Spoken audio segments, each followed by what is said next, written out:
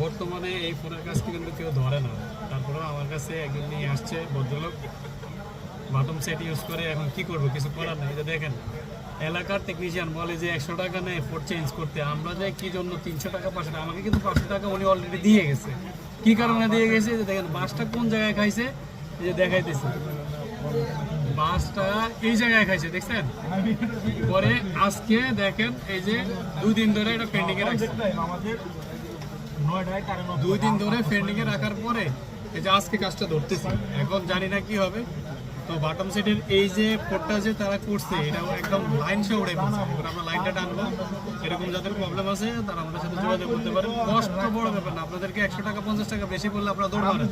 কি কারণে দৌড় মারেন, এই যে এরকম করে পরে 500 টাকা দাম 200 টাকা জায়গায় না, এরকম ভাবে কাজ করবেন না। যারা কাজ জানে তার কাছ থেকে 200 100 টাকা বেশি দিয়েও কাজ করেন, সেটা ভালো।